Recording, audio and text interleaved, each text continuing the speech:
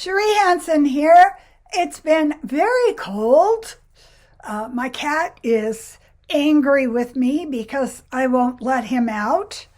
Apparently, my neighbor has caught cougar patrolling the neighborhood. So the combination of the cold and cougar means he's in lockdown. He doesn't like that. And I have to put up with him not loving me. So there we go. I'm going to talk about the things that we can pretty much count on not to like.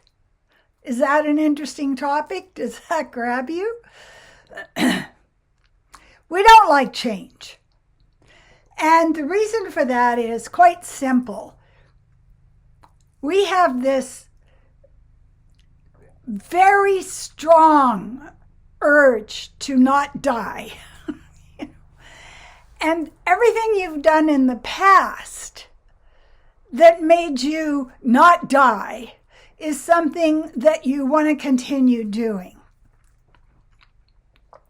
So if you're in a place where you have a challenging environment when you're growing up and you're just really hell-bent in the saddle, riding toward the horizon of survival, and you've got your spurs in your horse, and you're not going to be knocked out of the saddle, you're not going to be one of those people that just does things on a whim. This is something I've really noticed in a lot of my clients that I'm coaching. People who had very chaotic childhoods like to make a map. They like to draw up a goal. They like to go towards something. And they're much less inclined to have a whim show up or an urge or just something that comes to them. I have had guests in my Airbnb that are just genius at, oh, I'm not happy in this life, said one woman after her divorce, sold everything, got 2 backpacks, and went to Hawaii. And I'm sitting there looking at her. It's like somebody who's choosing to go into a forest with carnivores and pterodactyls and poison snakes. How can you do that? And this is a really interesting point. When we're dealing with other people, we feel very challenged. I think everybody feels very challenged with a person who does not have the same operating system that you do. What I mean by that is their rituals, their customs, their paradigm, everything about them is other. And it causes a big reaction in us. I can't trust this person because they eat hot food. It's too hot for me. Or I can't trust this person because they eat raw fish. It's just not good to eat raw fish. And so we're constantly sorting. Our brains are sorting. It's kind of like, I had a friend once who worked in a Cherie packing plant, and she spent all day, every day with the convoy of the cherries floating past her, speeding past her, and her job was to pick out the not good cherries. She had to make sure only the good cherries were left that would get further down the line. And I thought at the time, that's amazing. That's so much like what people do. I am constantly sorting. I am sorting which people I choose to love, which people I choose to trust, which people I choose to put a mask on when I'm with them, which people I feel afraid of, which people I feel threatened by. And so everything is on this conveyor belt in front of us, and we are using criteria with it.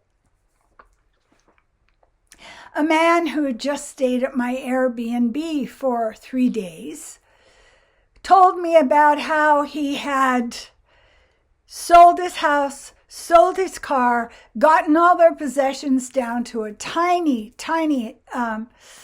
bulk, a small pile, and bought a sailing boat, which they live on all year long. And then he works really hard, saves his money, and then they go out into the ocean. And what is coming up in my life, which is such an interesting lesson, is so many people that are not me.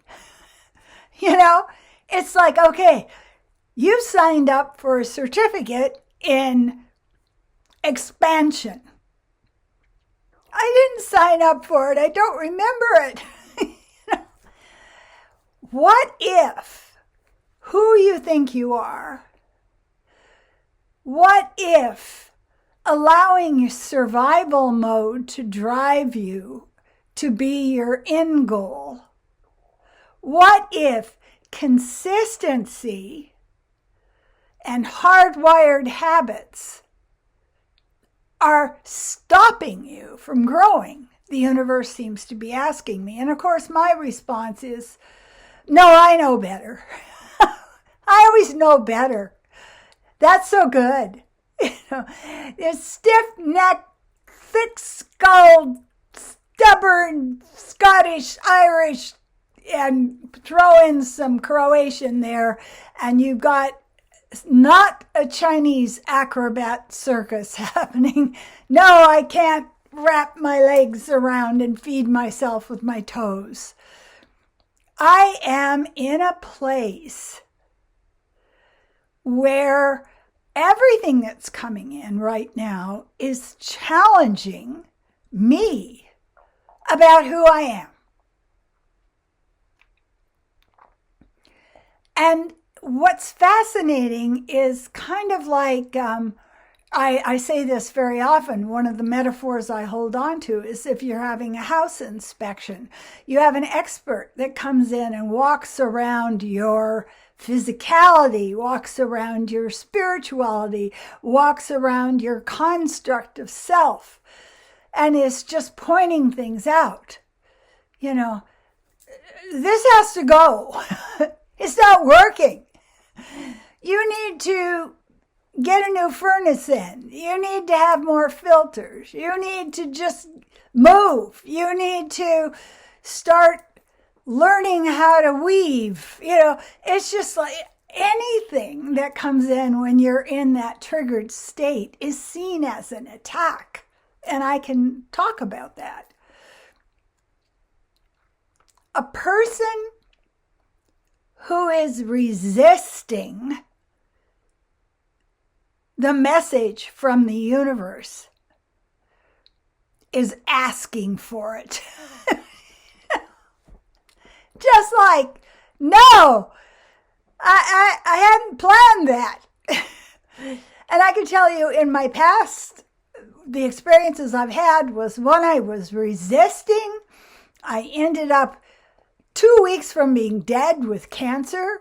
When I was resisting, I ended up having a person who was sharing a life with me take half of everything I owned and walking away.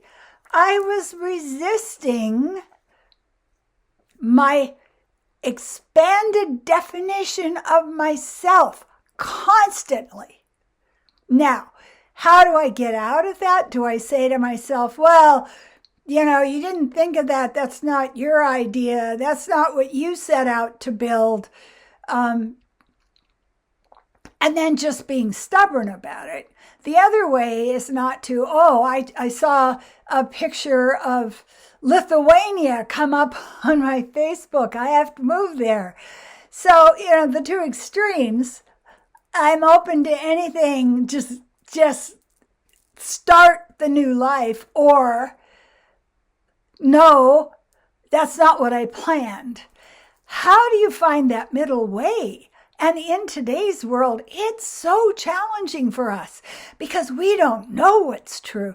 We don't know what the physics is. We don't know what the world really looks like. The North Pole, for God's sake, is moving. What? And so we're in this place, and there is a event that happens in a town north of me every year. It's called Creative Chaos. And I just keep thinking, I didn't buy a ticket. I didn't come to the door and say, let me experience creative chaos. But I seem to have stepped into it. I don't know how you're feeling, but I know a lot of people are just left with a big question mark. Who do I believe? What do I believe? Am I able to trust myself? Is there some kind of interior compass that will take me where I need to go? And can I trust that? And how do I access it? Oh, so many questions, so many questions. And so we're being asked to set out in a ship to an unknown destination, to use our hearts, our high heart, and the vision of who we want to become is our map. Who do I want to become? Let me just have that vision in my head, and I will let that guide me through this shitstorm that is the contemporary world. Who do I want to be in 3 months, in 6 months, in a year? And for me, my personal desire is to be a teacher, to be someone that can make the struggle less painful for other people, and also to be a creative, not being afraid of the words that come to me, not being afraid of the visions that come to me, but rather honoring who I'm becoming. Thank you so much for watching. Please subscribe. There you go, subscribe.